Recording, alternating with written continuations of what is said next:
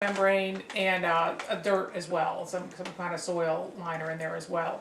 And they say it'll be covered on a weekly basis or better. It's going to be covered with dirt, and there's some other precautions they're going to take. But of course, the neighbors are still concerned, and the neighbors protested or filed a petition against this. Well, here is, well, there's two dangers with this. Now, I know that there's a good many people in East Milton that have private wells.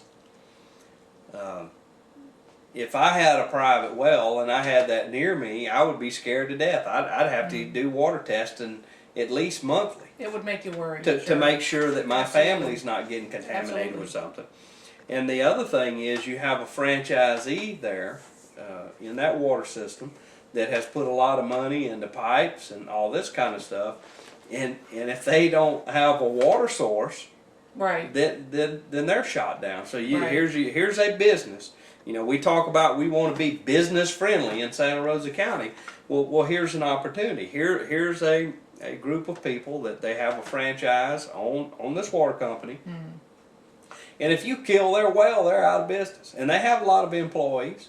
They have an office, they have employees, they have accountants, they have service guys, all of this kind of stuff. And if you contaminate their well, and I'll tell you right now, my water system, which is Point Baker, they have a well that was contaminated and they had to pull it off. It was barely over the federal limit, but that well could no longer go into the stream to their customers. So it's much bigger than just one individual here. A vast majority of East Milton, as East Milton develops, and there has been a little bit of development out there, they're all relying on that water system. Well, what petitioners have asked for is for the judge to require them to have insurance in case there's a problem after they close and there's a lawsuit and they can't afford to, maybe they go bankrupt after the closure process happens. Well, I mean, we actually saw that. By the time you realize there's a problem, the bankruptcy's already been Right. filed and there's no assets. So Right. now you have an entity here that's sitting here and nobody's responsible for, and winds up going on the U.S. Superfund site. That's the only people that'll have enough money to correct the problem. And that's a concern, and that's why they've asked the judge to require them to have insurance. Of course, if they're required to have insurance, I think it's doubtful that they're going to get insurance, and if they do, it would be so expensive. Well, You couldn't afford to they need open the pit they up. need to set aside funds in a state-controlled fund. This landfill. According to what you turn into the Department of Revenue on how much you've earned this year, well, a percentage of that needs to be set aside in your own self-insurance fund that you can't take or run off with in the middle of the night. Put your money where your mouth is. If you really want this entity here, part of your profits is going to have to be set aside through infinity, and when you decide to walk away from it, then this money can be used to secure your Well, facility. they tried that at the federal level with the Superfund program, and special interests eventually managed to dismantle that more or less entirely. The bottom line in all of this is, do you want to poison my children? Right, Do you care? right. Well, of course, they say nothing will leak. They don't think anything will come out. Sure, This is their position. absolutely. Right. Here's the other. I don't know what does the space shuttle cost us? Right. About $1 billion a piece. Right. They have leaks every time. So if a Right. $1 billion apparatus with 40,000 of the best scientists and machine workers in the world can't make a space shuttle that doesn't leak, how do they think a rubber liner in a C&D pit's not going to leak? I don't know that it's rubber. I don't know what the material is. It's some kind of synthetic. That's just our opinion. Yeah. The other concern, though, is apparently there's already some trees and shrubbery and that kind of waste already in the pit, and so this liner is going to go over on top of that. Well, I can tell you right now that if the DEP wants to do the right thing, they need to require them to go in there and push all that to the side and clean it up and level it off, put the liner in, and then put. Then they said they're not going to do that. Well, in this case, I think the DEP needs to step up to the plate, because over and over and over, and this is my humble opinion, I see where powerful entities get their way, and to heck with the citizens. Right. And the DEP should be there to protect the citizens. Right. And I've even challenged one of the individuals that is trying to get this C&D pit in here. Here, work with me. Let's make a Santa Rosa County ordinance that says garbage from outside the county can't come in here for a profit, and can't get him to respond. So, you know, we'll see. Well, ladies and gentlemen, that's kind of the update on the C&D and the dumps of late.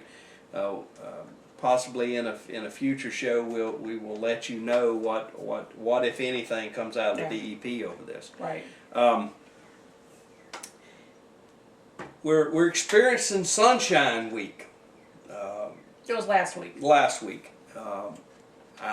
You know, it's very important to me. This is a commemoration that was actually created by Florida Society of Newspaper Editors some time ago to recognize the fact that it's important that government entities and quasi-government entities are transparent and that public records are available to we, the people who own those agencies, theoretically. And anybody that's watched this any amount of time know that we have personally and that meetings are open and accessible. We have personally given a great deal of energy and airtime to discuss this. You certainly have. And it is important, ladies and gentlemen. Your tax dollars should not be spent in a closed door with the lights turned low. If there is a project or a thought that is worthy of consideration, it should be worthy of consideration while you are sitting there watching this consideration. And I am I was very proud of the sunshine laws in the state of Florida already. They're some of the most stringent. But Charlie Crist, and I'll have to say, kind of in the beginning, I was no great fan of Charlie Crist. But Charlie Crist stepped up to the plate. One of the first things that he did was set up the Office of Open Government. Yes. Executive order. Yes. And then the next executive order he threw out is, you guys are going to go all over the state. You're going to put some people together. You're going to listen to what the people have to say, and you're going to make a report. And I am very happy to see that the final document came out, and the very things that you and I and a few other citizens have been upset about, especially along the lines of electronic communications. Right. That's been addressed, and let me tell you, ladies and gentlemen, why this is important.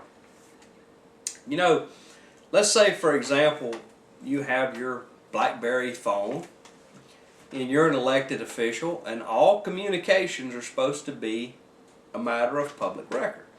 As long as you use your BlackBerry email system in Santa Rosa County, those items showed up as a matter of public record. But also in Santa Rosa County, if you used your BlackBerry on text messaging, it did not show up as public record. And that's one of the things that actually, as a matter of fact, the state's attorney's office of Santa Rosa County, Mr. Bill Edens, has full knowledge of this right now. A complaint has been filed with him, and to date, apparently, he doesn't find it not compelling enough to even return a telephone call. But apparently, Charlie Crist, the governor of the state, and many other well-educated people who studied this are very concerned about electronic communications in the dark. Blackberries, emails, absolutely, etc. And I guess Twitter now. That was one of the big things that came out of that. But the main thing that came from the sunshine, this whole exercise, is they re-emphasized the importance of the sunshine law and open meetings. That includes open meetings. And open meetings. And one of the things, and we talked about this in a previous show with the CMPA, the Maritime Park Board. The judge in that case kept repeatedly saying, well, show me where it says speak in the law, in the sunshine law. Well, it doesn't say the word speak. It says to participate. Provide input. Provide input.